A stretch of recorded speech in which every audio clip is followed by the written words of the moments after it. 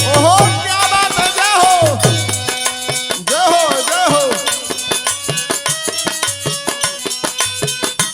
जियो लाल क्या बात है।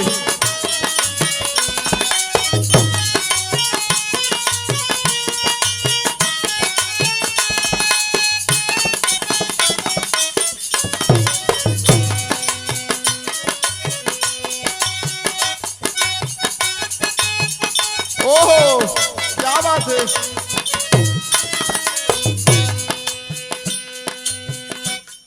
ए भैया, ये समा फिल्म एंटरटेनमेंट की ओर से और बड़े भैया राजन जी के देख रेख में क्या बात है। आप लोग हमारा जो भी गीत सुनते हैं, इसके लिए आप सभी YouTube चैनल के आप जितने भी भोजपुरिया भाई लोग हैं और हिंदुस्तान के आप लोग जितने भी हमारे देवतुल्य श्रोतागण हैं, बाबा आप सभी को हमारे तरफ से और इस समा फिल्म एंटरटेनमेंट की ओर से पैर छूकर प्रणाम है। बाबा आज बीरन भाई, मुराली बाबू, बाबा आज बड़ी तेज गठबंधन के लोग में एक बात से घबराहट भेजवा बाबा कौन और हर गायक लोग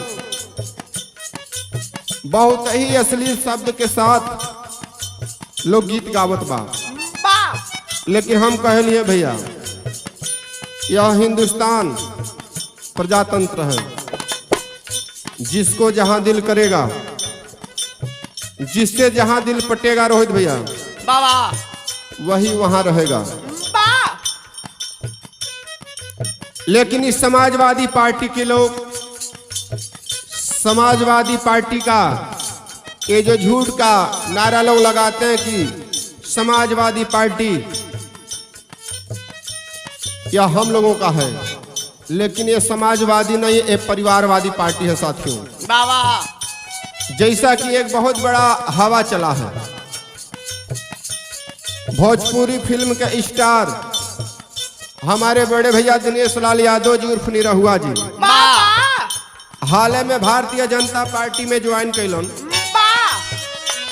और भारतीय जनता पार्टी में ज्वाइन कैला के बाद इस हिंदुस्तान के तेजस्वी प्रधानमंत्री और उत्तर प्रदेश के माननीय परम पूज्य योगी आदित्यनाथ जी जो वर्तमान मुख्यमंत्री हैं भारतीय जनता पार्टी से, बाबा आप दोनों नेताओं ने दिनेश लाल यादव जी निरहुआ को आजमगढ़ सीट से चुनाव लड़ने के लिए टिकट दे दिया बाबा और इन लोगों में खलबली मचा। लेकिन हम इस गीत के माध्यम से आप सभी के बीच में कहना चाहते हैं, आजमगढ़ से जीत निरहुआ सोरबा,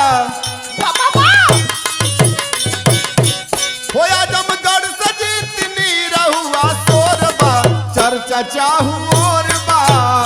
आजमगढ़ से जीत निरहुआ सोरबा, चर्चा चारू ओर बाना। आजमगढ़ से जीत निरहुआ सोरबा, चर्चा चारू ओर बाना। निरहु भइल भाजपाई, चोरवा गइल पागलाई, चोरवा गइल पागलाई, चोरवा गइल पगलाई, चोरवा गइल पगलाई। ए भैया, जहिया से दिनेश लाल यादव निरहुआ जी जहिया से भारतीय जनता पार्टी में जाके सदस्यता ग्रहण कैलन, तैया से समाजवादी पार्टी के लोग गठबंधन के लोग पागल बन गए बा। निरहु भइल भाजपाई, चोरवा गइल पागलाई, चोरवा गइल पगलाई, चोरवा गइल पगलाई, चोरवा गइल पगलाई। उठत दिल में दर्दिया बेजोड़ दूं, इतना बड़ा लोगन के तूफान दिल में मच गइल बा, बाबा ये ऐसा लोग के दिल के बीमारी हो गइल बा। लागता कि निरहुआ वास्तव में जौन बा जवाना जब्त कर दिया आजमगढ़ से अखिलेश जी के। खलबली मच गइल बा।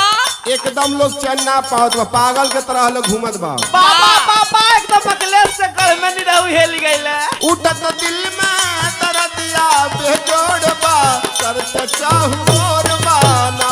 उठत दिल में दर्दिया चारों बा, कर चारी ओर बाना। उठत दिल में दर्दिया चारों बा, कर चारी ओर बाना।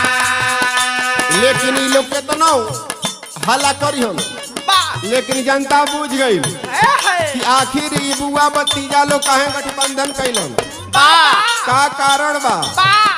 और ये बात के लेके हमारे दिनेश भैया इस हिंदुस्तान के साथ माननीय नरेंद्र मोदी जी के साथ, योगी जी के साथ यह संकल्प ले लिया कि हम इस हिंदुस्तान के साथ रहेंगे। अगर जब हिंदुस्तान हमारा बचा रहेगा सही है, तो हम भी बचे रहेंगे। क्या बात है, क्या बात है। लेकिन कहना है जनता बूझ गई बात, अपना चाली जाति पात। अपना चाल जात बात, अपना चाल अपना चाल जात बात, अपना चाल जात बात।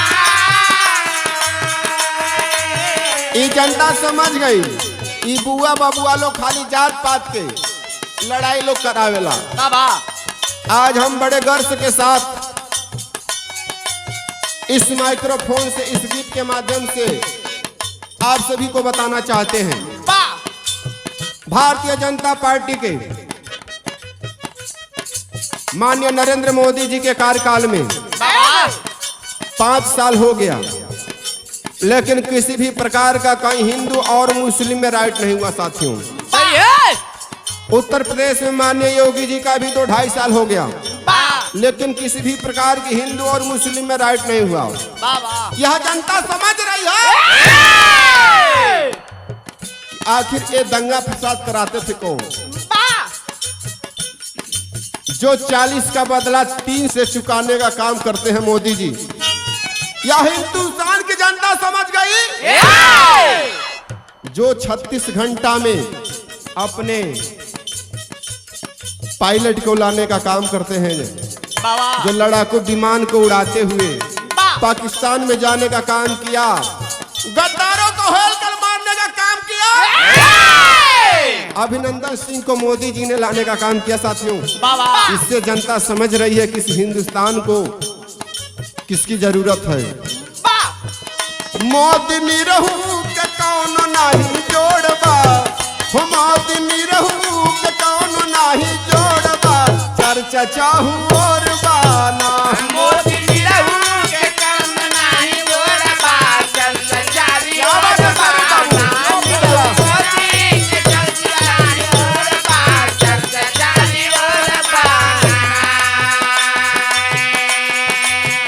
एक बात बड़ी पॉइंट के इस गीत में है, एक से एक शब्द गीत में बा। आप सोचे वाले लोग के खातिर कि अमृत के तरह काम करें। आज उन गठबंधन के चोर सब बानत उनके ई लगल बा कि हमार कुर्सी कैसे बची फिर आई। अगर एक बार फिर मोदी जी प्रधानमंत्री बन गई हो तो जेल में जाएगा बा। लेकिन निरहू भैया कैलन का अपने जात के, अपने पहचान के, अपने वंशज के सही मार्ग पर लेके खड़ा भइलन। ए नाते जौन बा सारा चोर जौन पागल भइलन। लेकिन बाहर हमारे दिनेश भैया निरहू जी, आपको इस गीत के माध्यम से कोट कोट प्रणाम करता हूँ। कहना अभिनंदन भाई, निरहू असली बंसी बाजी ना चलौल परिवारवादी, ना चलौल परिवारवादी, ना चलौल ना चलौल परिवारवादी, ना चलौल परिवारवादी। हमार निरहू भैया असली अहिरे पहचान दिखा दहलन। ईमानदार अहिर होके चाहे कैसा होके चाहे, कृष्ण भगवान के वंशज के सिद्धांत और नियत होके का चाहिए। निरहू भैया हमार परिवारवाद छोड़ दहना, ए देश के एक ईमानदार के साथ आपन जौन बा कदम से कदम मिला के चले खातिर तैयार हो गए। यही नाते लोग चोर लोग परेशान बा। बाबा जैसे जलत पूरा सब देखा चोर बा, वो जैसे जलत पूरा देख सब चोर बा, चर्चा चाहू और बाना। देश जरत देख देश चाहू और बा, जलत चाहू और बाना। देश जरत चाहू और बा, चर्चा चाहू और बाना।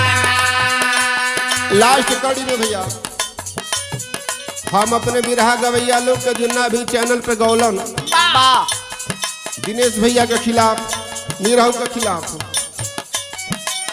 एक से एक गाना लोग गौल उल्टा सीधा। केहू गावल निरहू आजमगढ़ में कुटा जेब, केहू गावल पेरा जेब।